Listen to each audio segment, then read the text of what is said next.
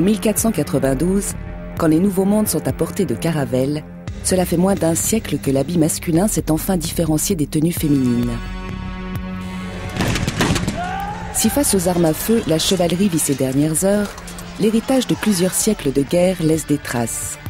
La Renaissance ne va pas empêcher le seigneur de vouloir garder une étoffe de guerrier. Du chic tout en virilité de la cour de François Ier, aux effets de mode tout en corset, perruque et belle dentelle de Versailles, pendant 3 siècles, la mode va inventer des effets vestimentaires aussi contraignants qu'étonnants. Passionnés aimant revivre l'histoire, ou amoureux des traditions d'antan, ils vont nous dévoiler des modes, reflets subtils de l'air du temps où le naturel n'avait pas le droit de citer.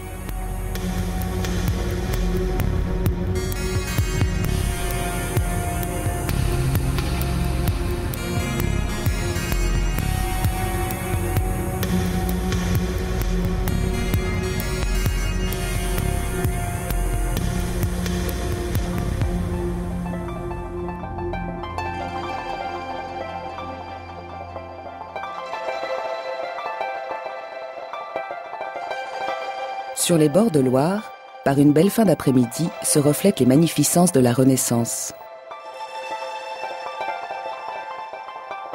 Comme en 1530, le château d'Amboise revit les soirées fastueuses de la cour du roi François. Pour ces gentilshommes et nobles dames bien d'aujourd'hui, le temps s'est arrêté.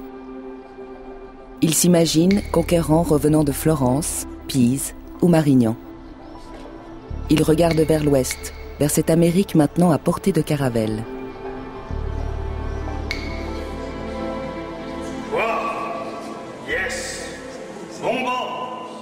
Tous ces seigneurs s'exposent avec délice dans de luxueuses superpositions d'étoffes.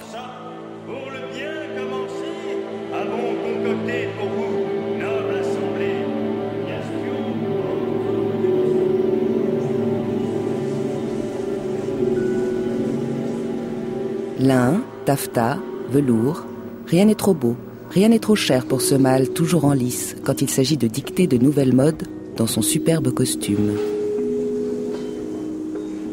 Il coûte des prix qu'on ne peut pas imaginer aujourd'hui, mais ce qui compte, c'est qu'il est souvent, en ce début de siècle, tailladé, de sorte que d'autres tissus apparaissent dans ces crevés.